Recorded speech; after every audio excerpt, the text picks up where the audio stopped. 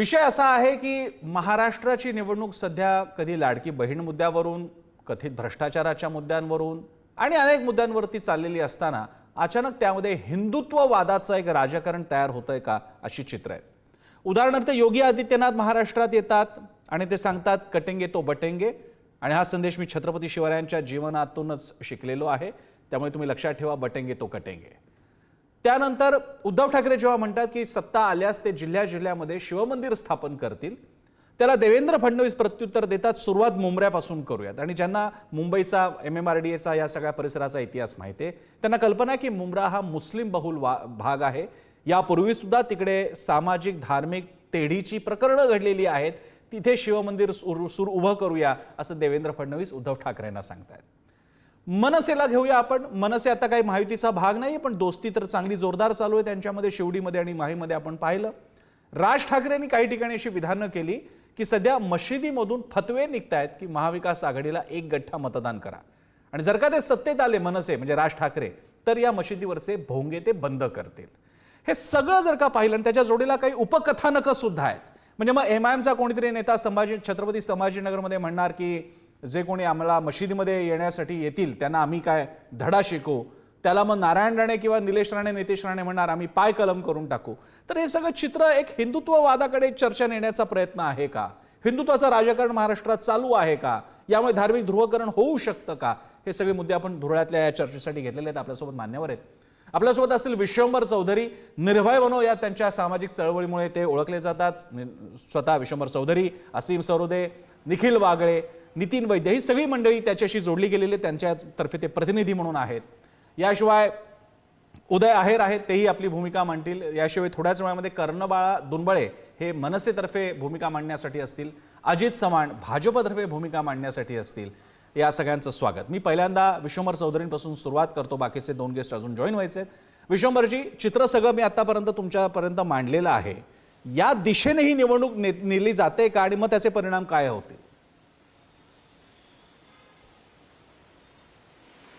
मला असं वाटतं की 2024ची जी लोकसभा निवडणूक झाली त्या 2024च्या निवडणुकांचं वैशिष्ट्य असं होतं की महाराष्ट्र आणि उत्तर प्रदेश इथे मोदी ब्रँड हा पूर्णतः संपला, हे त्याचं वैशिष्ट्य होतं। आणि त्याच्यानंतर तुम्ही जर पाहिलं असेल प्रसन्न, ह्या विधानसभेची जशी काही मोहीम सुरू झाली, मोदींच्या नावावर आता मत मागणं बंद केलं भारतीय जनता पक्षाने महाराष्ट्रात नॅरेटिव्ह काय आहे? बटेंगे तो कटेंगे, म्हणजे काय की पुन्हा तो ओरिजिनल खेळ जो 92 साली बाबरी मशिदीच्या वेळेला सुरू झाला की 85% हिंदूंना असुरक्षितता द्यायची, 15% मुस्लिमांपासून तुम्ही असुरक्षित आहात असं सांगून पुन्हा त्याच मुद्द्यावर आले। मला यात एक आनंद नक्की आहे की मोदी ब्रँड संपला, ह्याचा मला आनंद आहे की तो ब्रँड अजूनच काहीतरी वेगळा होता, तर तो आता संपलेला आहे। आता लढाई याच्यावर आलेली आहे की बटेंगे तो कटेंगे हे संघ परिवाराने त्यांच्याकडून हे सतत गेला 1 महिना चालू आहे। आता बटेंगे तो कटेंगे म्हणताना याच्यामध्ये एक अध्यारूत असं आहे की हिंदूंनो, अरे बेटा तू मूर्ख आहेस, तुला माहित नाही, तुला कोणीतरी खाणार आहे आणि तुला ते कळत नाहीये, तू ये माझ्या बाजूला ये, मीच तुला वाचू शकतो।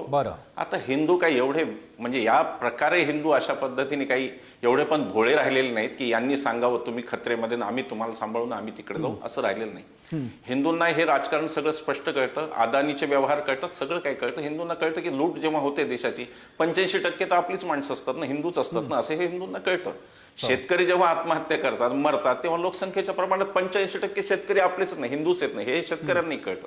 मला असं वाटतं की ही शेवटची स्ट्रॅटेजी भारतीय जनता पक्षाची, त्यांनी पक्ष फोडून पाहिले, त्याचा उपयोग झाला नाही, त्यांनी सगळ्या प्रकारे दमन करून पाहिलं।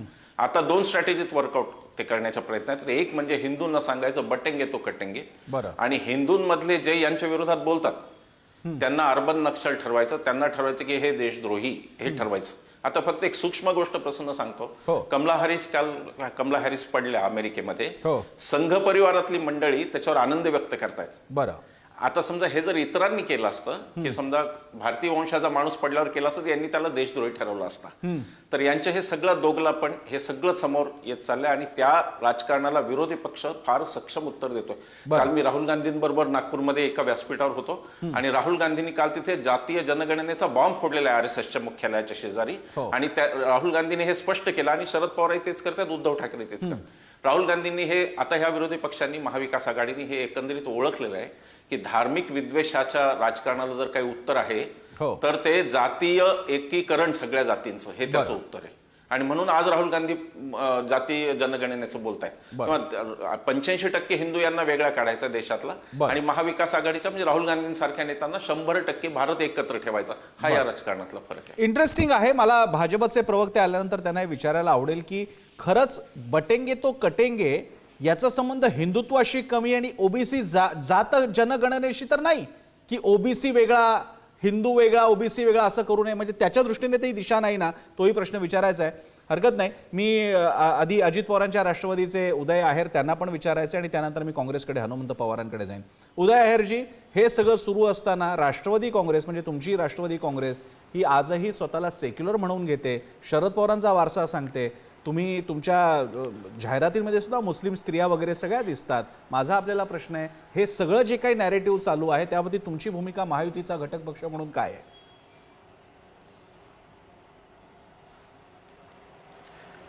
आणि आम्ही सेक्युलर समजतो असं नाही, आम्ही सेक्युलर आहोतच. अगदी ज्या वेळेला महायुती सोबत जाण्याचा निर्णय राष्ट्रवादी काँग्रेस पक्षाने अजितदादांनी घेतला त्याच वेळेपासून राष्ट्रवादी काँग्रेसची अतिशय स्पष्ट अशी भूमिका होती की आम्ही सेक्युलर आहोत. शिवछत्रपती शाहू फुले आंबेडकर यांची विचारधारा घेऊनच आम्ही महायुतीमध्ये गेलेलो आहोत. ती विचारधारा आम्ही सोडणार नाहीत असं अगदी पहिल्या दिवसापासून अजितदादांनी महायुतीमध्ये प्रवेश करताना सांगितलं. आणि हे नुसतं राज्यातल्या नेत्यांना नाही तर हे केंद्रातल्या नेत्यांना देखील दादांनी तेवढं स्पष्टपणे सांगितलेलं आहे. बरं, आता बटेंगे तो कटेंगे हा जो विषय आपण आजच्या चर्चेला घेतलेला आहे आणि काल जे योगीजी या ठिकाणी महाराष्ट्रामध्ये येऊन बोलून गेलेत आणि शिवछत्रपतींचा पण रेफरन्स त्या ठिकाणी त्यांनी दिल्याचं मी आपल्याच याच्यावरनं ऐकलं. मला अजून समजलं नाही की बटेंगे कटेंगे असं शिवछत्रपती महाराजांनी त्यावेळेला कोणत्या याच्यामध्ये असा इतिहासाचा दाखला योगींनी दिलेला आहे. कारण की बटेंगे कटेंगे हा इतिहास महाराष्ट्राचा नाहीये. त्यावेळेला छत्रपती शिवाजी महाराजांनी जे काही मुघलांच्या विरोधामध्ये आदिलशहाच्या निजामाच्या विरोधामध्ये लढाया केल्या त्या लढाया मुस्लिमांच्या विरोधात नव्हत्या. त्या लढाया ह्या परकीय आक्रमणाच्या विरोधामध्ये होत्या. परकीयांचं जे आक्रमण या स्वराज्यावर होत होतं किंवा ह्या मातीवर होत होतं त्या मातीवर ते आक्रमण होऊ नये आणि या इथल्या जनतेला सुखाने नांदता यावं अशा पद्धतीने त्यांनी जे केलेलं स्वराज्य तयार केलेलं होतं. त्यामुळे त्यामध्ये त्या महाराजांच्या पूर्ण सैन्यामध्ये देखील मुस्लिमांचा समावेश होता. आपल्या सगळ्यांना इतिहास माहिती आहे, त्यात मी जास्त खोलात जाणार नाही. परंतु ज्या पद्धतीने सांगितलं जात आहे की बटेंगे कटेंगे, आजही दादांनी स्टेटमेंट केलं की बाहेरून येऊन कोणीतरी अशा पद्धतीने महाराष्ट्रामधलं वातावरण बिघडवण्याचा प्रयत्न खरं तर करायला नको. पण अशा पद्धतीने जे झालेलं आहे त्याच्यावर वरिष्ठ लोक लवकरात लवकर यातून मार्ग काढून त्याचा निर्णय घेतील. परंतु राष्ट्रवादी काँग्रेस पक्ष हा अशा पद्धतीच्या कोणत्याही गोष्टींना मानत नाही. बटेंगे कटेंगेंचा आमचा तो विचारधारा नाही. आमची विचारधारा ही छत्रपती शिवाजी महाराजांची शाहू फुले आंबेडकरांची विचारधारा आहे. चांगली गोष्ट आहे. उदय आहेरजी, आपण अगदी स्पष्ट भूमिका मांडल्याबद्दल पहिल्यांदा तुमचं अभिनंदन आणि चांगली गोष्ट आहे. मी स्पष्टपणे हे सगळं मान्य केलेलं आहे. पण मग तुम्ही बटेंगे ते कटेंगे मानत नाही. तुमच्या नवाब मलिकांच्या बाजूने भाजप उभं राहत नाही. ते स्पष्टपणे सांगतात आम्ही प्रचार करणार नाही. मग हे सगळं मान्य आहे तर तरी सुद्धा मग हा म्हणजे हे मग युती कशी काय, मग सोबत कसे काय? आणि आपण जो चर्चेचा विषय आज घेतलाय ना, आपण जे प्रश्न विचारलाय प्रसन्नजी, याच्यामध्ये दोन वेगवेगळ्या गोष्टी आहेत. भारतीय जनता पार्टी आणि शिवसेनेसोबत महायुती करून जाण्याचा जो निर्णय अजितदादांनी घेतलेला आहे त्यावेळेला अजितदादांनी विकासाचं मॉडेल डोळ्यासमोर ठेवून या सत्तेमध्ये गेल्याशिवाय आपल्याला परिसरामधला किंवा त्या मतदारसंघांमधला एकूणच महाराष्ट्राचा विकास करता येणं शक्य नाही. अशा पद्धतीचं धोरण घेऊन आम्ही त्या ठिकाणी गेलेलो आहोत. दुसरा जो प्रश्न आपण उपस्थित केला आहे की मलिक साहेबांच्या संदर्भामध्ये, तर भारतीय जनता पार्टीने मलिक साहेबांचा प्रचार करावा असं कधीही राष्ट्रवादी काँग्रेस पक्षाने भारतीय जनता पार्टीला सांगितलेलं नाहीये. हे स्वतः मलिक साहेबांनी देखील वेळोवेळी स्पष्ट केलेलं आहे. राष्ट्रवादी काँग्रेस पक्षाने त्या जागेवर त्या ठिकाणी मलिक साहेबांना उमेदवारी दिलेली आहे आणि ते त्या ठिकाणी 100% निवडून येतील अशी परिस्थिती आहे. आणि त्याच्यामुळेच राष्ट्रवादी मी तुम्हाला थोडासा तो प्रश्न नंतर सविस्तर विचारतो. चेहरा नाही, एक जागा नाहीये उदय आहेरजी, केवळ एका जागेवरती असा मुद्दा नसतो, ते प्रतिकात्मक राजकारण असतं. आणि मी सविस्तर प्रश्न थोडा नंतर विचारतो, कारण आता बाकीचे दोन पाहुणे आलेले आहेत त्यांच्याकडे जाऊन मी परत येतो. मी तुम्हाला विचारेन की ते नेमकं गणित काय आहे ते. आपल्यासोबत हनुमंत पवार आहेत आणि आता मला अजित चव्हाण सुद्धा दिसत आहेत. आता फक्त मी एकदा सगळी काँग्रेसची लाईन पूर्ण करतो आणि मग अजित चव्हाणांकडे जातो, म्हणजे त्यांना सविस्तर उत्तर देता येईल. हनुमंत पवारजी, एकीकडे राहुल गांधी म्हणतात जातीनिहाय जनगणना, ओबीसी जनगणना, ते म्हणतात 75 आता 50% आरक्षणाची मर्यादा ओलांडली पाहिजे, ते लाल रंगाचं पुस्तक असलेली घटना दाखवतात आणि मग योगींकडनं स्टेटमेंट येतं बटेंगे तो कटेंगे. हे एकमेकांशी निगडीत आहेत का बटेंगे कटेंगे हा पूर्ण वेगळा विषय? तुम्हाला काय वाटतं? प्रसन्नजी, उत्तर प्रदेशचे मुख्यमंत्री आदित्यनाथ महाराष्ट्रातल्या अकोल्यामध्ये येऊन जे त्यांनी भाषण केलं, ते भाषण कालही आम्ही पूर्ण ऐकलं. आज चर्चेला यायचं म्हणल्यानंतर आणखी एकदा ऐकलं. खरं म्हणजे त्या भाषणामध्ये प्रचंड विखार आणि द्वेष आणि खोटं बोलणं सोडलं तर दुसरं काहीही नव्हतं. लक्षात घ्या, विदर्भामध्ये आदित्यनाथ बोलत होते. भारतीय जनता पक्षाच्या पायाखालची वाळू विदर्भामधूनच सरकलेली आहे. एकूण 62 जागापैकी 2014ला यांनी 44 जागा जिंकल्या होत्या, 2019ला यांनी 29 जागा जिंकल्या होत्या.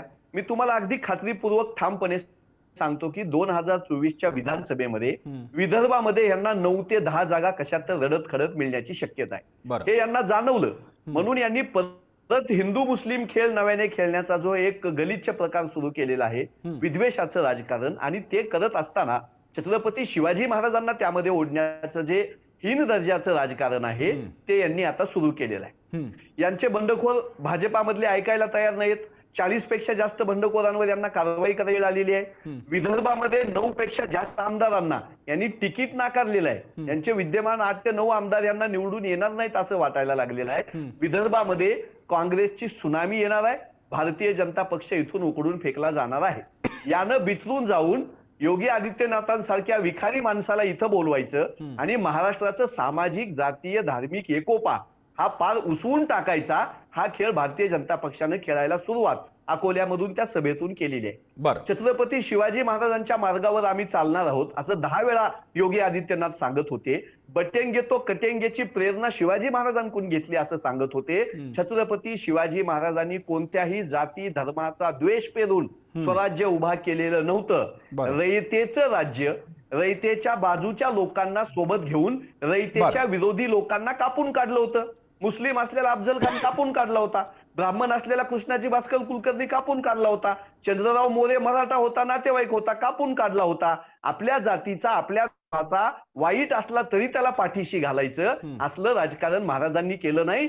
स्वराज्याच्या बाजूचे तानाजी मालुसरे, स्वराज्याच्या बाजूचे मोरोपंत पिंगळे, स्वराज्याच्या बाजूचे दर्या सारंग दौलत खान, सगळ्या जाती धर्मातली चांगली माणसं सोबत घेणं आणि सगळ्या जाती धर्मातल्या वाईट माणसाचा निपात करणं ही शिवाजी महाराजांची प्रेरणा आहे. ठीक आहे, आपण विचारूयात अजित चव्हाणांना विचारत. आता अजित चव्हाण आपल्या सोबत आहेत आणि आता त्यांनी सगळी प्रतिक्रिया ऐकल्या असतील अशी अपेक्षा आहे. मला कर्णबाळा दुर्बळे सुद्धा दिसत आहेत, मनसेचे नेते, त्यांचंही स्वागत. कर्णबाळाजी, तुमच्याकडे मी अजित चव्हाणांच्या नंतर तुमच्याकडे सुद्धा येतो. तुमचंही स्वागत चर्चेमध्ये. अजित चव्हाणजी, तुम्ही कदाचित सुरुवातीचं ऐकलं असेल त्यामुळे मी पहिल्यांदा विचारतो. आणि प्रत्येकाचा प्रश्न आहे की मुळात बटेंगे तो कटेंगे हे कुणाला उद्देशून आहे?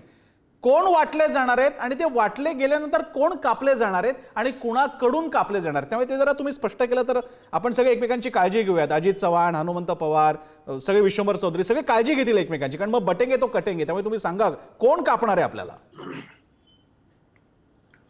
प्रसन्नजी, असं आहे की या वक्तव्याला तसा योगीजींच्या त्यांनी उत्तर प्रदेशातच केलेल्या एका दुसऱ्या भाषणाचा आधार घेऊन मी त्याचं अतिशय विस्तृत विश्लेषण करू शकतो, पण वेळ आपल्याकडे तेवढा नाही. आपण एक लक्षात घ्या की योगी आदित्यनाथ हे राष्ट्रीय नेते आहेत, एका प्रदेशाचे मुख्यमंत्री आहेत, अतिशय अनुभवी नेते आहेत आणि त्याचबरोबर ते हिंदूंचे धर्मगुरू सुद्धा आहेत. आणि गोरक्षनाथ पीठाचे आम्ही नाथपंथी आहोत, दत्त मार्गातली लोक आहोत. आम्हाला एका आमच्या धार्मिक नेत्यानं श्रद्धावान हिंदूंना निवडणुकीच्या निमित्तानं काहीतरी एक गोष्ट सांगितली आहे आणि ती ज्यांची श्रद्धा आहे ते ऐकतील. त्याचं कारण असं आहे, माझे काही मित्र आता छत्रपती शिवाजी महाराजांच्या बाबतीत योगी आदित्यनाथ जे बोलले ते कसं चुकीचं आहे हे सातत्यानं सांगत होते. मला त्यांना नम्रपणे एक गोष्ट सांगायची आहे की छत्रपती संभाजी महाराजांनी आपल्या वडिलांच्या करता संस्कृत मधल्या आपल्या लिखित पत्रामध्ये महाराजांना हिंदू धर्मरक्षक आणि म्लेच्छ संवारक असं म्हटलं. म्लेच्छ हे परदेशातून आले होते आणि त्या लोकांनी येऊन इथं राज्य स्थापन केली, इथल्या स्थानिकांचा आनंदी छळ केला, अत्याचार केला आणि त्या विरोधात छत्रपती शिवाजी महाराजांनी 700 वर्षानंतर स्वातंत्र्याची पहाट महाराष्ट्राला दाखवली, देशाला दाखवली. हे आपल्या सगळ्यांना माहिती आहे. त्यामुळं छत्रपती संभाजी महाराजांपेक्षा त्यांचे वडील कोण होते हे अधिकच नीट सांगण्याचा अधिकार मला असं वाटतं दुसऱ्या कोणालाही नसावा. बरं. आता मुद्दा असा आहे की या निवडणुकांच्या निमित्तानं प्रसन्नजी हो. विशिष्ट धर्मस्थळांमधनं फतवे निघाले हं. आणि त्या फतव्यांच्या आधारावरती धार्मिक आधारावरती मतदान केलं गेलं. माझा देश हा अतिशय सहिष्णू आहे आणि मी विशेषतः हिंदूंच्या बाबतीत बोलतो. या देशामधला हिंदू कधीच धर्माच्या आधारावरती कुणी खूप टोकाचं आवाहन केलं तर मतदान करत नाही. भारतीय जनता पक्ष सुद्धा प्रत्येक निवडणुकीमध्ये आम्ही सबका साथ सबका विकास ही आमची टॅगलाईन घेऊनच पुढे जात असतो.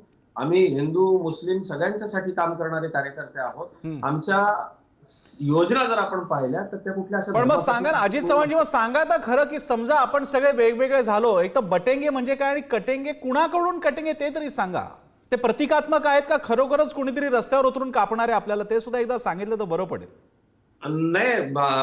मला एक गोष्ट आपल्याला एक अतिशय नम्रपणे जबाबदारीनं मला आपल्याला सांगायची आहे की मागच्या काही वर्षामध्ये शहरी भागामध्ये, निमशहरी भागामध्ये, वाढत्या मिश्र वस्त्यांमध्ये ज्या पद्धतीनं हिंदूंचे सण साजरे करण्याकरता अटकाव केला जातो आहे, फटाके फोडले म्हणून मारहाण केली जाते, बकऱ्यावरती राम लिहिलं आणि त्याची कुर्बानी दिली जाते. व्यक्तिगत पातळीवरती मी धार्मिक ध्रुवीकरणाला मानणारा कार्यकर्ता नाही. माझे सर्व जाती धर्माचे आणि मुस्लिम धर्मात तर खूपच माझे मित्र आहेत. परंतु मुस्लिम धर्मगुरू निवडणुकीच्या वेळेला अतिशय विखारी, टोकदार आणि धार्मिक विद्वेष असलेली भाषणं करतात, मशिदींमधनं फतवे देतात आणि त्या फतव्यांच्या आधारावरती मुस्लिम समाजातल्या लोकांना मतदान करण्याकरता प्रवृत्त करता. एका विशिष्ट पक्षालाच तुम्ही मतदान केलं पाहिजे, या पक्षाला आपण विरोधच केला पाहिजे, अशा पद्धतीच्या धार्मिक भडकाऊ फतवे, विधानं, भाषणं. ठीक आहे, आपण याचा थोडासा फॅक्ट चेक सुद्धा घेऊयात आणि हे फतवे का निघतायत, मुसलमानांना एक गठ्ठा मतदान करायला का सांगितलं जातं याबद्दल सुद्धा बोलणार आहोत. सगळ्यात महत्त्वाचा मुद्दा म्हणजे हिंदुत्वावरती महाराष्ट्राची निवडणूक नेली जाते का. कारण बाळाजी, माझा प्रश्न आहे, राज ठाकरे विचारतायत की मुसलमानांना फतवे निघतायत की महाविकास आघाडीला मतदान करा. माझं एक तर आपल्याला विचारायचं की हा दाखला देण्याचं कारण काय, आणि दुसरी गोष्ट, समजा हे फतवे निघत असतील तर हे फतवे MIMला नाही मवियाला देण्यासाठीचं आहे. हे गुणात्मक फरक इंटरेस्टिंग नाही वाटत का तुम्हाला? काय मत आहे आपलं?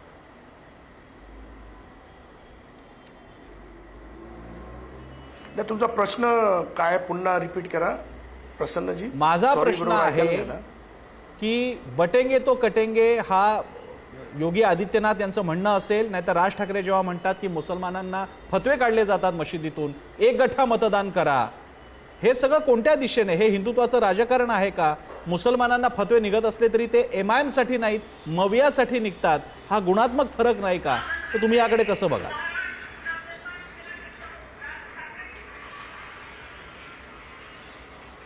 सर्वप्रथम बटेंगे तो कटेंगे हा योगी आदित्यनाथ यांनी बोललेला जो प्रश्न आहे, हो, तर मला वाटतं माझा आणि त्या भाजपाचा आमचा कुठेही दुरन्वय काही संबंध नाहीये त्यांच्या वाक्याशी. बरं. तर ते माननीय जे कोणी बसले तिकडे भाजपाचे ते उत्तर देतील. बरं. राहिला विषय आमचा की फतवे निघतायत आणि MIMला न देता महाविकास आघाडीला द्या असं ते म्हणतात. असं फतव्यांमधून सांगण्यात आलेलं आहे. बरं. ती क्लिपच आहे. MIMला न देण्याचं कारण किती? MIM किती सीट उभी करते महाराष्ट्रात? तर 4 आणि 5. महाविकास आघाडी किती उभे करते? तर 288. बरं. तर साहजिकच ना हो, हा प्रश्न अगदी साधा आणि सुटसुटीत आहे की 4 लोकांना मतदान, बाकीचे मुसलमान कुठे मतदान करतील की मतदान करायचं नाही का? बरं. तर म्हणून त्या लोकांनी ते सुनियोजित पद्धतीने कट कारस्थान आहे ते की आघाडीला, महाविकास आघाडीला मतदान करणे. तर महाविकास आघाडीला मतदान का करायचं? बरं. तुम्हाला मी थोडीशी पार्श्वभूमी सांगतो. लोकसभेच्या अगोदर तुम्ही एक वातावरण तपलं होतं. माननीय राज ठाकरे साहेबांनी भोंग्याच्या विरोधात केलेलं बंड. तुम्हाला सांगतो ऑन रेकॉर्डवर तुम्ही जा, एक सुद्धा आजच्या घडीला महाराष्ट्रामध्ये अनधिकृत मस्जिद राहिली नाही, एक सुद्धा. जेवढ्या अनधिकृत मस्जिद होत्या त्या सगळ्या उद्धव ठाकरेंनी 8 दिवसात पोलिसांना आदेश देऊन पोलिसांनी त्या तिथल्या मस्जिदच्या ट्रस्टींना बोलवून रितसर अर्ज भरून त्या ध्वनी क्षेपकाचे म्हणजे लाऊडस्पीकरचे आणि मस्जिदीचे क्लिअर कट ऑर्डर दिले आहेत की त्यांच्याकडे आता कोणीही जाऊन हे बोललं की अनधिकृत ते पुरावे दाखल की नाही अधिकृत आहे. अच्छा त्याच्यामध्ये कळस असा आहे की माननीय कोर्टाचा आदेश असा आहे की 6च्या नंतर समजलं तुम्ही लाऊडस्पीकर लावू शकता ते रात्री 10 वाजेपर्यंत. परंतु या मस्जिदीवरती जे लाऊडस्पीकर आहेत त्यांचे वर्षानुवर्षाचे परवानगी आहेत का त्या एकदा सगळ्या लोकांनी चेक करायला हव्यात. आणि कोर्टाने आदेश दिला की सकाळी 6च्या अगोदरचा भोंगा बंद असला पाहिजे. परंतु ज्या वेळेस तुम्ही त्यांच्या कॅलेंडर प्रमाणे सकाळचे जे भोंगे होतात 100% अजूनही हे सरकारने त्यांना परवानगी दिल्यानंतर सर्रास चालू झालेले आहेत. म्हणून त्यांना असं वाटतं की महाविकास आघाडी म्हणजेच उद्धव ठाकरे असेल किंवा शरद पवार साहेबांची काँग्रेस असेल किंवा ही काँग्रेस असेल यांनी त्यांना मदत केली म्हणून ते फतवे काढतात. म्हणून हा तुमचा विरोध आणि कोर्टाच्या आदेशाची पायमल्ली करतात. आमचा विरोध नाहीये. आम्ही कोर्टाच्या आदेशाचं पालन करण्यासाठी सांगतो. आमचा विरोध कशाचं काय कारण कोर्टाने आदेश दिलाय की नाही. पण हे आंदोलन होऊन गेलेलं असताना माझा आपल्याला प्रश्न आहे कर्णबाळा दुनबळेजी, हा प्रश्न होऊन गेलेला असताना यापूर्वी तुमचं आंदोलनही झालेलं आहे. आता महाराष्ट्राच्या समोर मशिदीवरचे भोंगे हा एवढ्या 12 कोटी आणि युरोपातल्या एका देशाचं क्षेत्रफळ असलेल्या महाराष्ट्रासमोरचा एकमेव प्रश्न उरलाय की ज्यावरती एवढं बोललं गेलं पाहिजे. म्हणजे आता भोंगे जर का बंद नाही झाले तर काहीतरी प्रॉब्लेमच होणार आहे. महाराष्ट्राचा विकासच संपणार आहे सगळा. नाही, तुमचा प्रश्न अतिशय सुंदर आहे. खूप प्रश्न आहेत, खूप प्रश्न आहेत. त्यापैकी हा एक आहे. आता मला तुम्ही सांगा 3 महिन्याचं बाळ जन्माला येतं त्याच्या कानापाशी हा भोंगा जर लावला काय होणार हो. 80 वर्षाचा आमचा वयोवृद्ध काका आजोबा आजी ज्यांच्या हेल्थला प्रॉब्लेम आहेत त्यांच्या घराच्या बाहेर भोंगे लावले. अरे भोंगा कशाला पाहिजे मला तुम्ही सांगा. आता प्रश्न जी मी तुम्हालाच विचारतो, भोंगा ह्याच्या मागचा उद्देश काय तुम्हाला माहिती का. भोंगा का लावायला लागतो. लोकांना बोलवण्यासाठी किंवा आरती. आता हिंदूंची असेल तर आरती सर्वांना ऐकू जावी म्हणून आणि अजान सर्वांना ऐकू जावी म्हणून. आयडियली मुसलमानांना नाही चुकीचं आहे. चुकीचं आहे. तुम्हाला मग माहिती नाही, तुम्ही अभ्यास करा. मुसलमान लोक ह्याचा नेरेटिव्ह पसरवतात आणि आपल्याला नाही अजान हो रही सब बंद करो. कसं काही नाही. अजान म्हणजे नमाज नाही. तुमच्या अजून माहितीसाठी सांगतो अभ्यास करा. मी कर्णा दुनबळे तुम्हाला ऑन रेकॉर्ड सांगतोय. अजान म्हणजे काय. अरे मुसलमानांनो आता अजानची वेळ झाली आहे, तुम्ही नमाजची वेळ झाली आहे, तुम्ही नमाज पडायला या. समजलात का. लाऊडस्पीकर त्यासाठी आहे. अजान वाजल्यामधून कोणीच कार्यक्रम बंद करायची गरज नसते. हा कुठलाच नियम नाही, कुठल्याच पुस्तकात लिहिलं नाही, ना हदीस मध्ये लिहिलंय ना कुठल्या त्यांच्या कुराण शरीफ मध्ये लिहिलंय. हा बाऊ करतात इथले मुसलमान. ठीक आहे. मला हा प्रश्न घेऊन इतरांकडे मला तुमचा मुद्दा बेसिकली लक्षात आला की जो मुसलमानांच्या धर्मग्रंथांमध्ये लिहिलं गेलेलं नाही त्यासाठी आता स्पीकर वापरला जातो आणि तो वापरण्यात येऊ नये हे मनसेची भूमिका आहे. मला बेसिक मुद्दा लक्षात आला की पुन्हा विश्वंभर चौधरींकडे जातो आणि काँग्रेसकडे पण जातो. विश्वंभरजी, हे या गोष्टी जर का पुढे आणल्या गेल्या, बटेंगे तो कटेंगे, स्पीकर मुसलमानांसाठी ते सगळ्यांना ऐकावं लागतंय, सुप्रीम कोर्टाच्या आदेशाचं उल्लंघन होतंय, हे मुद्दे पुढे यायला लागले तर मग बाकीच्या मुद्द्यांचं काय करायचं ज्याच्यासाठी तुम्ही मंडळी लढताय. विश्वंभरजी. नाही, आता आम्ही खरं सांगायचं ना प्रसंग म्हणजे आता प्रसंग हे आपली आजची जी चर्चा आहे ना ती साधारण 5 त्याचे छोटे छोटे मुद्दे आहेत. मी त्या 5वर 1-1 मिनिटं बोलतो आणि थांबतो. बटेंगे तो कटेंगे 2014ला तुम्ही जेव्हा महाराष्ट्र विधानसभेत प्रचार करत होता, 2014ला तुम्ही लोकसभेत प्रचार करत होता, त्यावेळेला हिंदू बटेंगे तो कटेंगे नव्हता का. त्याचं तो नव्हता त्याचं कारण मनमोहन सिंग सारखा पंतप्रधान होता. आता हे जे बटेंगे तो कटेंगे म्हणतायत ना हे मोदींचं 10 वर्षाचं फेल्युअर दाखवतायत. मी म्हणालो मोदी ब्रँड संपला महाराष्ट्रात आणि उत्तर प्रदेशमध्ये. जर हिंदूंची अवस्था गेल्या 10 वर्षात बटेंगे तो कटेंगे झाली असेल तर त्याला जबाबदार तिकडे मोदी शहा आणि इकडे देवेंद्र फडणवीस आहेत गृहमंत्री म्हणून. हिंदू जर एवढ्या विकल अवस्थेत आला असेल तर तुमची एवढ्या वर्षाची सत्ताही त्याला कारणीभूत आहे असं म्हणायला वावे. 10 वर्षात त्याच्या आधी मनमोहन सिंगांच्या काळात कधीच कोणी बटेंगे कोटेंगे काही झालं नाही. त्याचा अर्थ हिंदू आत्ता खतरे में आला तो भारतीय जनता पक्षामुळे आला असा त्याचा अर्थ नाही होता. असो, दुसरे खतरनाक शब्द वोट जिहाद. हा काय शब्द आहे वोट जिहाद म्हणजे काय? कोथरूडमध्ये वोट जिहाद होतो असं म्हणायचं का? भारतीय जनता पक्षाला तिथे कोणता वर्ग मतदान करतो ते आम्हाला माहिती आहे. मग त्याला काय कोथरूडचा वोट जिहाद म्हणलं का कधी कोणी? आणि मुस्लिमांनी करायचं काय मला सांगा. आता राज ठाकरेंचे प्रवक्ते म्हणले, आता अजित पण कदाचित बोलतील. मला एक सांगा, मुस्लिमांनी करायचं काय? तुम्ही 10 वर्ष त्यांना उत्तर प्रदेशात एकही जागा देत नाही. 85 जागा आहेत उत्तर प्रदेशात, 80 जागा, एकही जागा तुम्ही देत नाही. महाराष्ट्रात तुम्ही एकाही मुसलमानाला साधं उमेदवारी देत नाही आता विधानसभेच्या निवडणुकीत. या मुस्लिम समाजाने 15% समाजाने जायचं कुठं? त्यांनी बाबासाहेबांनी दिलेला मतदानाचा हक्क वापरायचा संघटितपणे का त्यांनी काय करायचं? जर ते उद्या रस्त्यावर कोणी धिंगाणा केला तर त्याला जिहाद म्हणू आपण. कोणी दगड घेऊन मारतंय काहीतरी, तो जिहाद असतो. तुम्ही ज्यावेळेला वोट जिहाद म्हणता तुम्ही त्यावेळेला बाबासाहेबांचा अपमान करत असता, ज्यांनी एक व्यक्ती एक मत दिलं आणि ते मत ठरवायचा अधिकार नागरिकाला दिला. वोट जिहाद हा शब्द भारतीय जनता पक्षाला ते पुन्हा सांगतात की आम्हाला काय कॉन्स्टिट्यूशन बदलायचं नाही बाबासाहेब तर, पण बाबासाहेबांनी दिलेल्या अधिकाराचा हा बाबासाहेबांचा थेट अपमान वोट जिहाद म्हणणं की एक जी गोष्ट घटनेने दिली त्याला तुम्ही धार्मिक जिहादाशी जोडता, हा बाबासाहेबांचा अपमान आहे. हे एक मला दुसरं सांगा. वोट जिहाद म्हणजे काय? कोथरूडला आम्ही म्हणतो का काय? कोथरूडला काय वोट जिहाद होतो का? मुस्लिम काय करतील? ते मतदानाच्या द्वारे सत्ता बदलण्याचा प्रयत्न करतील, स्वतःला प्रतिनिधित्व मिळवण्याचा प्रयत्न करतील. ते त्यांचे प्रयत्न संघटित असतील. हिंदूंचे कोणते आज साधू संत कोणती भाषा बोलतायत? आज किशोरजी व्यास काय बोलतायत? कोणती भाषा बोलतायत? हे साधू संत जे की फक्त धार्मिक होते, आध्यात्मिक होते, यांच्या कीर्तनांना प्रवचनांना माणसं जात होती, त्यांचं आज राजकीयकरण झालेलं नाही का? कोण आज धर्माच्या नावावर मत मागत नाहीये सांगा मला. वारकरी संप्रदायातले सुद्धा अनेक यांनी तिकडे आचार्य बिचारे काय काय नावाने पळवले, ते आज काय करतायत? त्यामुळे यांनी हे म्हणजे भारतीय जनता पक्षाने जेव्हा भडकाऊ भाषण जेव्हा भारतीय जनता पक्ष म्हणतो ना, मला त्यावेळेला गावातल्या एका त्या मुलाची आठवण येते. त्यांनी चड्डी घातलेली होती आणि दुसरा जो नागडा होता तो त्याला म्हणत होता की अरे तू चड्डीच का घातली, शर्ट काय नाही घातला? तसं आहे भडकाऊ भाषणाची परंपरा भारतीय जनता पक्षाची आहे. अहो, या देशाचे पंतप्रधान, बाकी सोडा हो, चिल्लर कंपनी सोडून द्या, या देशाचे पंतप्रधान म्हणतात की 2 पैकी 1 म्हैस तुमची घेऊन जाणार. याच्यापेक्षा भडकाऊ भाषण काय असू शकतं? भडकाऊ भाषणाचं भारतीय जनता पक्षाला कोणताच नैतिक अधिकार नाही. त्यांनी काय तो अजिबात बोलू नये.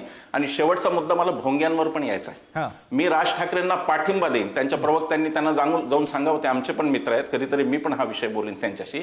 मी राज ठाकरेंना माझा पाठिंबा आहे. फक्त राज ठाकरेंनी नॉईज पोल्युशन च्या कायद्याच्या कडक अंमलबजावणीची त्यांनी आग्रह धरावा. ते केल्यावर फक्त भोंगे बंद होत नाहीत. हे 10 ते 6 फक्त भोंग्यांचं हे ठीक आहे. त्याच्या पुढे डीजीची नॉईज लेवल काय असते हे सांगा, आणि ती नॉईज लेवल आजच्या कायद्याच्या कक्षेत बसते का हेही सांगा. गणेशोत्सवाचे डीजी, दहीहंडीचा डीजी, मुसलमानांचे भोंगे सगळं काही बंद करा आणि शांतता करा. राज ठाकरेंनी हा कार्यक्रम घेऊन यावा.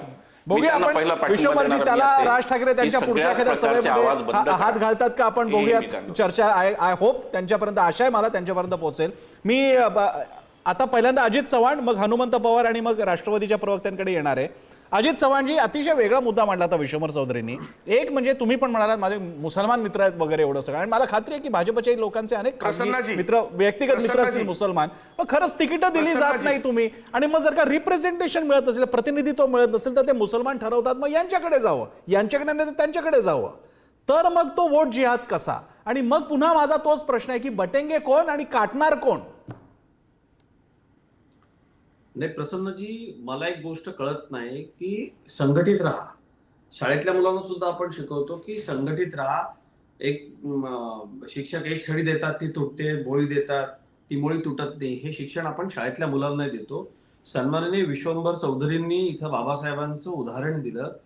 मला विश्वंभर चौधरी सरांना इतकंच सांगायचं आहे, थॉट्स ऑन पाकिस्तान या बाबासाहेबांच्या लिखित पुस्तकामध्ये राखीव मतदारसंघ, मुस्लिमांचं एकगठ्ठा मतदान, या सगळ्यामुळं राष्ट्रीयत्वाला असलेला धोका आणि त्या बाबतीत बाबासाहेबांनी विस्तृतपणे केलेलं लेखन हे कृपया आपण ऐकलं पाहिजे.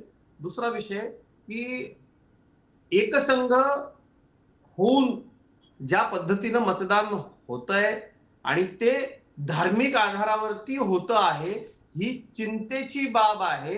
हे व्हायला लागल्यानंतर त्याला प्रतिक्रिया म्हणून अशा वेगवेगळ्या पद्धतीच्या प्रतिक्रिया किंवा अशा वेगवेगळ्या पद्धतीची आव्हानं समोर येतील, हे आपण एक लक्षात घेतलं पाहिजे. विश्वंभरजी, म्हणजे अजित चव्हाणजी खूप इंटरेस्टिंग आहे. अजित चव्हाण, तुम्ही भाजपचे प्रवक्ते म्हणून असं म्हणताय की धर्म आधारित मतदान होता कामा नये, मग तो धर्म कोणताही असेल असं तुम्ही विधान करताय? प्रसन्नजी, भारतीय जनता पक्षाचा सहमुख्य प्रवक्ता म्हणून हे माझं विधान आहे. कारण मी तुम्हाला सांगतो, माझे नेते आदरणीय प्रधानमंत्री नरेंद्र मोदीजी सबका साथ सबका विकास असंच म्हणतात. आम्ही काँग्रेस सारखं घाबरून जाऊन महिलांचं दमन करणारे कायदे लोकसभेमध्ये पास केलेले नाहीयेत. आम्ही छाती ठोकपणे सांगतो, होय आम्ही हिंदुत्वाचे पुरस्कर्ते आहोत. आमचं हिंदुत्व केवळ एका विशिष्ट जातीसाठी, एका धर्मासाठीच नाहीये, ते सर्वसमावेशक आहे. आमच्या हिंदुस्थानामध्ये राहणाऱ्या मुस्लिम बहिणींकरता कायदे करण्याची हिंमत राजकीय धोका पत्करून सुद्धा आमची आहे. मला माझा मुद्दा पूर्ण करू दे. काय होतं या सगळ्यामध्ये, आपण एक विश्वंभर सर, हिंदूंचे सण म्हणजे टार्गेट त्याला काय उत्तर दिलं जातं की हिंदूंच्या सणात सुद्धा असं होतं. माझी पत्नी जी पत्रकार आहे, तिनं हिंदूंच्याच सणांच्या बाबतीमध्ये केलेल्या आंदोलनामुळे तिच्यावरती हल्ला झाला आणि ठाकरे गटाचा नरेश मंडेला नावाचा माणूस आहे, त्याला तिकीट दिलंय आता, आणि त्याला जेव्हा जामिनावर सुटका झाली होती तिच्यावर हल्ला केला म्हणून, आणि या माणसाने 12वीच्या परीक्षा सुरू असताना जो हलकल्लोळ सुरू केला होता त्याला भारतीय जनता पार्टी म्हणून आम्ही विरोध केला. आम्ही हिंदू म्हणून कायदा पाळणारे लोक, ते लक्षात घ्या. तिथे या आरोपीचं स्वागत करायला तुमच्या जितेंद्र आव्हाडांपासून सगळे लोक तिथे आले होते आणि त्यांनी काय बडबड केली तिथे ते लक्षात घ्या. मशिदींवरच्या भोंग्यातनं सकाळी 6 वाजेपूर्वीची जी अजान होते त्यानं त्रास होतो. दिवसभरात 5 वेळा अजान होते, त्याच्या बाबतीत कुणाची तक्रार नसते. आपण एक गोष्ट लक्षात घ्या, हिंदूंच्या सणांच्या बाबतीमध्ये आपण लगेच जी लेबल लावता, 10 वाजता जर स्पीकर बंद झाला नाही, गणपतीच्या काळामध्ये, नवरात्रीच्या काळामध्ये सर्वाधिक फोन हिंदूंचे असतात की हे आधी बंद करा. 10वी 12वीच्या परीक्षा असतील, संघटितपणे हिंदू एकत्रित होऊन सांगतात आमचा धार्मिक कार्यक्रम असला तरी तो वेळेत बंद करा, सप्ताह असला तरी वेळेत बंद करा. ही शिस्त का नाही इतर धर्मियांमध्ये? आणि आपण एक लक्षात घ्या की मी काल सिंधी समाजाच्या निवडणूक प्रचारामध्ये सिंधी समाजाच्या एका कार्यक्रमामध्ये होतो. विश्वंभरजी, आपण हे लक्षात घेतलं पाहिजे, जिथं आमची संख्या जास्त आहे तिथे इतरांना जगण्याचा अधिकारच नाही. अशा पद्धतीची जर विरोधी मंडळी चर्चा करत असतील, त्यांची तशी विचारधारा असेल, तर हे सगळं गंभीर आहे, भयंकर आहे. त्या क्रियेला या मुद्द्यावर हनुमंत पवार, आपल्याला नाही देता येणार. हनुमंत पवारजी, भाजपच्या प्रवक्त्यांच्या बोलण्यातून लक्षात आलेले ते काय सांगू पाहतायत, ते काय कळवू पाहतायत, पोहोचवू पाहतायत, याला तुम्ही कसं उत्तर द्याल, विशेषतः महाविकास आघाडी?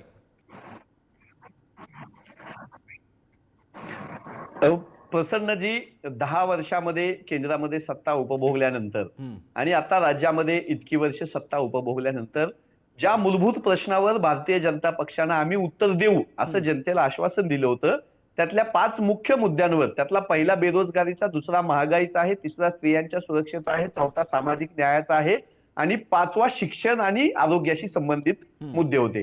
त्या 5ही मुद्द्यावर भारतीय जनता पक्षाला इतकी वर्ष सत्ता भोगल्यानंतर देशात आणि राज्यात काहीही सांगण्यासारखं नाही. मी आता जिथं बसून बोलतो त्या भंडारा गोंदिया मतदारसंघामध्ये भेल नावाचा प्रकल्प 10 वर्षापासून रखडून ठेवलेला आहे.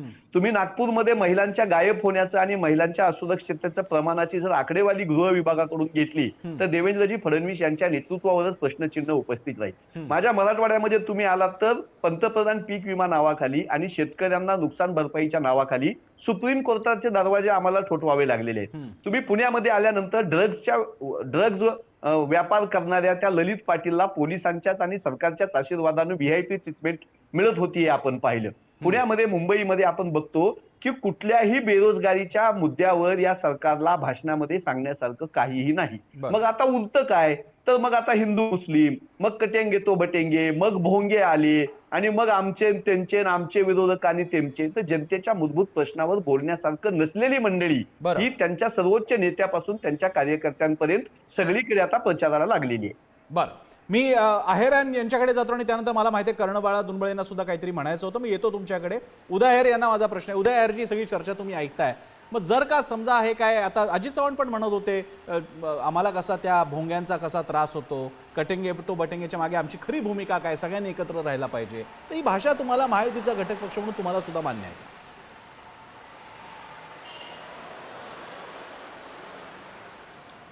निश्चितपणे खरी गोष्ट आहे. विश्वंभरजी ज्या पद्धतीने बोललेत की या महाराष्ट्रामध्ये जे काही हिंदूंचे सण असतील किंवा मग ते गणपती उत्सव असू दे किंवा लग्नाच्या मिरवणुका वगैरे, तर आता शहरांमध्ये तर त्या बंद झाल्या आहेत, परंतु ग्रामीण भागामध्ये इतक्या मोठ्या प्रमाणामध्ये ते डीजे वगैरे लावून लोक नाचतात आणि ते सगळं 3-3, 4-4 तास रात्री पहाटे केव्हाही ते सगळं गोंधळ चालतो.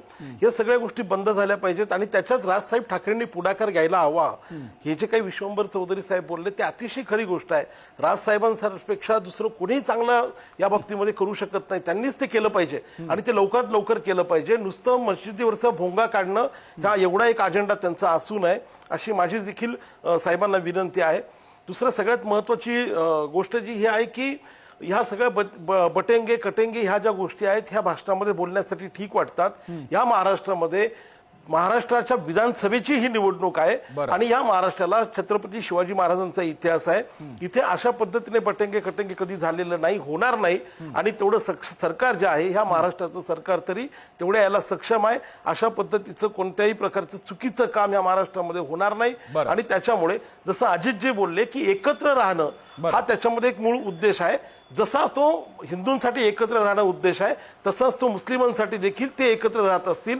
त्यांचे जर समजा एकत्रित त्यांच्या असुरक्षिततेच्या भावनेतून त्यांचे जर काही फतवे निघत असतील तर त्याच्याकडे देखील आपण सर्वच लोकांनी म्हणजे राजकारणाच्या पलीकडे जाऊन सर्वच लोकांनी याचा देखील विचार केला पाहिजे की मुस्लिमांना देखील या महाराष्ट्रामध्ये या देशामध्ये असुरक्षित वाटता कामा नये.